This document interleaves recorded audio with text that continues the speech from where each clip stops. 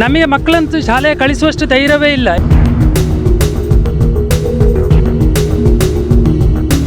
ಕೆಲವು ಮಕ್ಕಳು ಇದೇ ನದಿಯನ್ನು ದಾಟಿ ಹೋಗ್ತಾರೆ, ಅಲ್ಲ ಇದ್ರೆ ನಾವು ಸುಳ್ಯದಲ್ಲಿ ಅಥವಾ ಗುತ್ತಿಗಾರಲ್ಲಿ ಹೀಗೆ ರೂಮ್ ಮಾಡಿ ಕಳಿಸುವ ವ್ಯವಸ್ಥೆ ಮಳೆಗಾಲಕ್ಕೆ ಮಾಡ್ತೇವೆ. ಫಲಕ ಹಾಕಿ 1 ತಿಂಗಳಾಯಿತು, ಮಳೆ ಬಂದ ಕೂಡಲೇ ಈ ಫಲಕ ಮಾಮೂಲಿ. ಇಲ್ಲಿ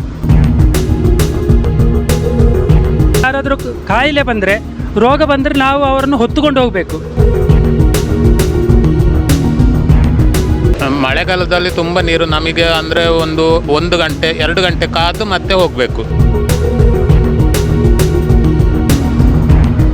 ಶಾಲೆ ಮಕ್ಕಳಿಗೆ ಹೋಗುವಾಗೆ ಆದರೂ ಒಂದು ಸಂಕ ಆಗಬೇಕು ಅಂತ. ವೀಕ್ಷಕರೇ ನಮಸ್ತೆ, ನಾವೀಗ ಇರುವಂಥದ್ದು ಮಡಪ್ಪಾಡಿ ಗ್ರಾಮದಲ್ಲಿದ್ದೇವೆ. ನಾನೀಗ ಇರುವಂತಹ ಸ್ಥಳ ಪೇರಾಲುಮೂಲೆ ಜಿರ್ಮುಖಿ ರಸ್ತೆ. ಮಡಪ್ಪಾಡಿಯಿಂದ ಹಾಡಿಕಲ್ಲು ಮಾರ್ಗವಾಗಿ ಬಂದು ಹಾಡಿಕಲ್ಲಿನಿಂದ ಜಿರ್ಮುಖಿಯನ್ನು ಸಂಪರ್ಕಿಸುವಂತಹ ಒಂದು ರಸ್ತೆಯಲ್ಲಿ ನಾವಿದ್ದೇವೆ. ನೀವು ಗಮನಿಸಿದಿರಿ, ಇದು ಒಂದು ತೋಡು ಇಲ್ಲಿ ಹರಿತಾ ಇದೆ. ಮಳೆಗಾಲದಲ್ಲಿ ಬಹಳಷ್ಟು ನೀರು ಇಲ್ಲಿ ಹರಿಯುವಂಥದ್ದು. ಈ ಭಾಗದಿಂದ ಆಚೆ ಭಾಗದಲ್ಲಿ ಸುಮಾರು 10ರಿಂದ 15ರಷ್ಟು ಮನೆಗಳಿವೆ.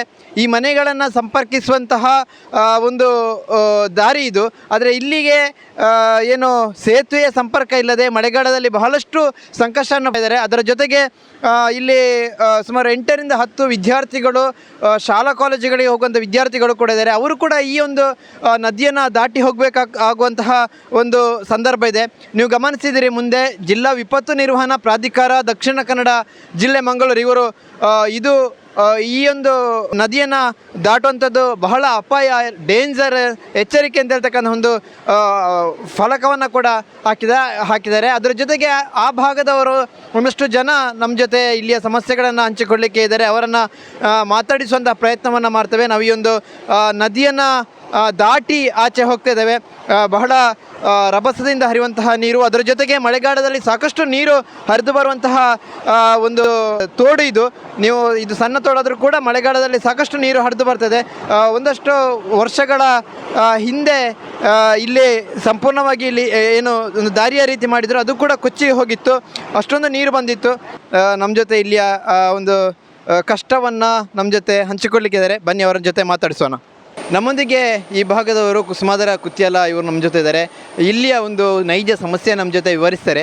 ಸರ್, ಈ ಸಮಸ್ಯೆ ನಿಮಗೆ ಎಷ್ಟೆಲ್ಲ ಸಮಸ್ಯೆಗಳನ್ನು ಹುಟ್ಟಾಗ್ತಾ ಇದೆ? ಅದರ ಜೊತೆಗೆ ನೀವು ಈ ಬಗ್ಗೆ ಇಲ್ಲಿ ಒಂದು ಸೇತುವೆ ಆಗಬೇಕು ಅಂತ ಹೇಳುವಂತಹ ಮನವಿನ ಏನಾದರೂ ಕೊಟ್ಟಿದ್ದೀರಾ? ಏನೆಲ್ಲ ಸಮಸ್ಯೆಯನ್ನು ಎದುರಿಸ್ತಾ ಇದ್ದೀರಿ ಅಂತ? ಮನವಿ ಏನು ಕೊಡಲಿಲ್ಲ. ಕೊಡದಿದ್ದರೂ ನಮ್ಮಲ್ಲಿ ಒಂದು 9 ಮಕ್ಕಳು ದಿನಂಪ್ರತಿ ಶಾಲೆಗೆ ಹೋಗ್ತಾರೆ. ಹೋಗಬೇಕಿದ್ರೆ ನಮ್ಮಲ್ಲಿ ಇರುವುದು ಮಡಪ್ಪಾಡಿಯಲ್ಲಿ 7ನೇ ಕ್ಲಾಸ್ವರೆಗೆ, ಹಾಡಿಕಲ್ಲಲ್ಲಿ 4ನೇ ಕ್ಲಾಸ್ವರೆಗೆ ಇರುವಂಥದ್ದು. ಆನಂತರ ಹೋಗುವಂಥದ್ದು ನಾವು ಹೊರಗಡೆ ಹೋಗಬೇಕಾಗ್ತದೆ. ಹೊರಗಡೆ ಹೋಗಬೇಕಿದ್ರೆ ನಾವು ಇದೇ ಹೊಳೆ ದಾಟಿ ಹೋಗಬೇಕಿದ್ರೆ ನಮಗೆ ಏನು ವ್ಯವಸ್ಥೆ ಇಲ್ಲ. ಮಕ್ಕಳು ಶಾಲೆಗೆ ರಜೆ ಆಗ್ತಾರೆ. ರಜೆ ಆಗುವಾಗ ಅಲ್ಲಿ ಶಾಲೆಯ ಟೀಚರ್ಸ್ ಇದು ಪ್ರಶ್ನೆ ಮಾಡ್ತಾರೆ. ನಮಗೆ ಕಳಿಸಲಿಕ್ಕೆ ಆಗದ ಪರಿಸ್ಥಿತಿ ಉಂಟು ಇಲ್ಲಿ. ಹಾಗೆ ತುಂಬ ಮಳೆ ಬಂದ ಸಂದರ್ಭದಲ್ಲಿ ನಿಮಗೆ ಏನನಿಸಿದೆ ಮಕ್ಕಳನ್ನು ಶಾಲೆಗೆ ಕಳಿಸುವಂಥ ಸಂದರ್ಭ?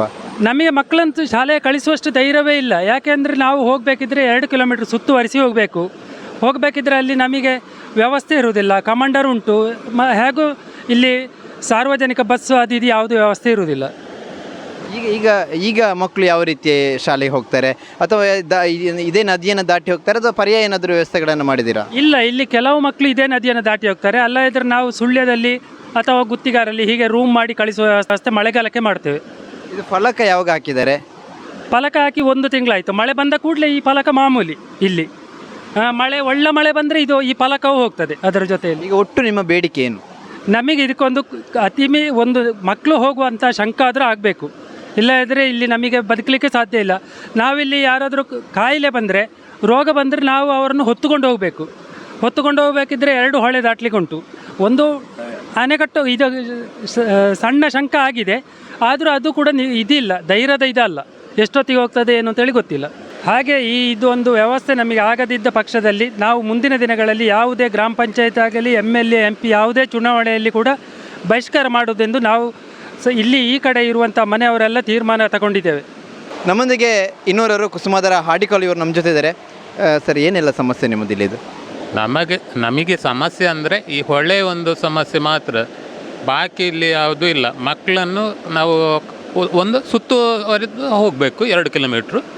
ಇಲ್ಲದಿದ್ದರೆ ಇದನ್ನೇ ನೀರು ಕಡಿಮೆ ಆಗಿ ಅದರ ನಂತರ ಹೋಗಬೇಕು. ಈಗ ನಿಮ್ಮ ಮಕ್ಕಳು ಶಾಲೆಗೆ ಹೋಗ್ತಾರೆ, ಹಾಂ, ಇಬ್ಬರು ಹೋಗ್ತಾರೆ.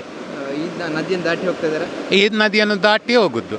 ತುಂಬ ನೀರು ಬರ್ತದೆ ಮಳೆಗಾಲದಲ್ಲಿ. ಮಳೆಗಾಲದಲ್ಲಿ ತುಂಬ ನೀರು ನಮಗೆ ಅಂದರೆ ಒಂದು ಗಂಟೆ 2 ಗಂಟೆ ಕಾದು ಮತ್ತೆ ಹೋಗಬೇಕು, ಅಷ್ಟು ನೀರು ಬರ್ತದೆ.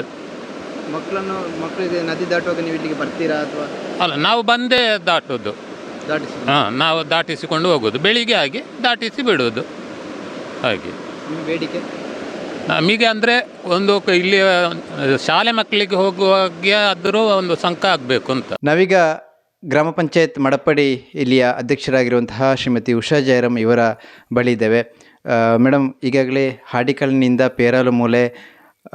ಪೇರಾಲಮೂಲೆ ಜೀರ್ಮುಖಿ ರಸ್ತೆಯನ್ನು ಸಂಪರ್ಕಿಸುವ ಮಧ್ಯೆ ಒಂದು ತೋಡು ಹರಿತಾ ಇದೆ. ಆ ತೋಡಿಗೆ ಒಂದು ಸೇತುವೆ ಅಥವಾ ತೂಗು ಸೇತುವೆ ಬೇಕು ಅಂತ ಹೇಳುವಂಥದ್ದು ಆ ಊರಿನವರ ಬೇಡಿಕೆ. ಬಹುಶಃ ಗ್ರಾಮ ಪಂಚಾಯತಿ ಕೂಡ ಮನವಿಯನ್ನು ನೀಡಿದ್ದಾರೆ ಅಂತ ಅನಿಸ್ತದೆ. ಏನು ಕ್ರಮ ಕೈಗೊಂಡಿದ್ದೀರಿ ಪಂಚಾಯತ್ ವತಿಯಿಂದ ಅಂತ? ಅದು ಆಡಿಕಲ್ ಜೀರ್ಮುಖಿ ಸೇತುವೆದ ಬಳಿ ಕಷ್ಟದ ಸೇತುವೆ ಜಾಗ ಅಂತ ನಮಗೇನು ಗೊತ್ತುಂಟು. ಸುಮಾರು 2-3 ವರ್ಷಗಳಿಂದ ಜನರುಗಳದ ಬೇಡಿಕೆ ಕೂಡ ಉಂಟು ಅದಕ್ಕೆ ಸೇತುವೆ ಆಗಬೇಕು ಅಂತ. ನಾವು 2 ಬಾರಿ ಗ್ರಾಮ ಸಭೆಯಿಂದ ಜನಗಳ ನಿರ್ಣಯ ತಗೊಂಡು ಕಳಿಸಿದ್ದೇವೆ ಮೇಲೆ. ಅಲ್ಲಿಂದ ಯಾವುದೇ ಅನುದಾನ ಬರಲಿಲ್ಲ. ಪಂಚಾಯತ್ಲಿ ಬರುವ ಅನುದಾನದಲ್ಲಿ ಆ ನದಿಗೆ ಸೇತುವೆ ಮಾಡುವಂಥ ಅನುದಾನ ನಮ್ಮಲ್ಲಿ ಇಲ್ಲ, ಲಭ್ಯ ಇಲ್ಲ. ಅಂದರೆ ಸಣ್ಣ ಪುಟ್ಟ ಕೆಲಸಗಳನ್ನು ಕಾಮಗಾರಿಗಳನ್ನು ಮಾಡ್ಬೋದೇ ಹೊರತು ಈ ದೊಡ್ಡ ದೊಡ್ಡ ಸೇತುವೆಗಳನ್ನು ಪಂಚಾಯತಿಯಿಂದ ಮಾಡುವಂಥದ್ದಿಲ್ಲ.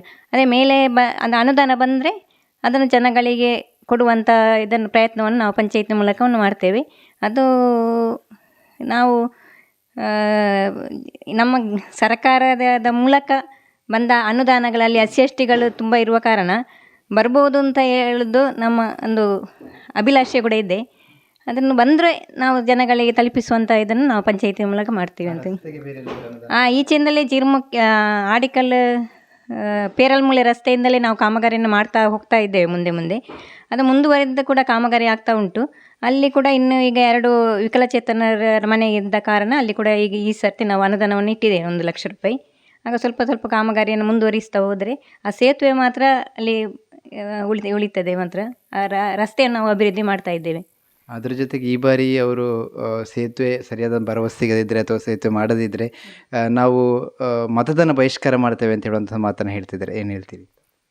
ಮತದಾನ ಬಹಿಷ್ಕಾರ ಮಾಡೋದು ಪಂಚಾಯತಿಯಿಂದ ಮಾಡುವಂಥ ಕಾರ್ಯಕ್ರಮಗಳನ್ನು ನಾವು ಖಂಡಿತ ಜನಗಳಿಗೆ ಮಾಡ್ತಾಯಿದ್ದೇವೆ.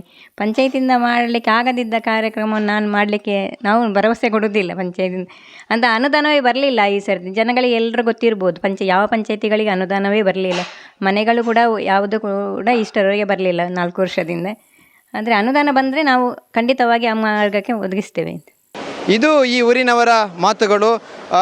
ಮಳೆಗಾಲ ಬಂದಂಥ ಸಂದರ್ಭದಲ್ಲಿ ಈ ನದಿಯನ್ನು ದಾಟಲಿಕ್ಕೆ ಬಹಳಷ್ಟು ಕಷ್ಟ ಬರ್ತಿದ್ದಾರೆ. ಅದರ ಜೊತೆಗೆ ಮಕ್ಕಳು ಕೂಡ ಈ ಒಂದು ನದಿಯನ್ನು ದಾಟಿ ಹೋಗಬೇಕಾಗ್ತದೆ, ಅಥವಾ ಅವರು 2 ಕಿಲೋಮೀಟರ್ ಕಾಲು ದಾರಿಯಲ್ಲಿ ಹೋಗುವಂತಹ ಒಂದು ಸಂದಿಗ್ಧ ಪರಿಸ್ಥಿತಿ ಈ ಭಾಗದವರದು. ಒಟ್ಟಾಗಿ ಇಲ್ಲಿಗೊಂದು ಇಷ್ಟಪಕ್ಷ ಏನು ದಾಟಿ ಹೋಗುವಂತಹ ಸೇತುವೆಯನ್ನಾದರೂ ನಿರ್ಮಿಸಬೇಕು ಅನ್ನುವಂಥದ್ದು ಈ ಭಾಗದವರ ಬೇಡಿಕೆ. ಆದಷ್ಟು ಬೇಗ ಈ ಬೇಡಿಕೆಯನ್ನು ನಿವಾರಿಸಲಿಕ್ಕೆ ಬೇಕಾಗಿ ಗ್ರಾಮ ಪಂಚಾಯತ್ ಮತ್ತು ಇಲ್ಲಿ ಭಾಗದ ಜನಪ್ರತಿನಿಧಿಗಳು ಆದಷ್ಟು ಬೇಗ ಪರಿಹಾರವನ್ನು ಮಾಡಬೇಕು ಅಂತ ಹೇಳುವಂಥದ್ದು ನಮ್ಮದು ಕೂಡ ಆಶಯ. ಕ್ಯಾಮರಾಮನ್ ಅನಿಲ್ ಸಂಪ ಜೊತೆ ದಯಾನಂದ ಕೊರತೋಡಿ, ಸುದ್ದಿ ನ್ಯೂಸ್, ಸುಳ್ಯ.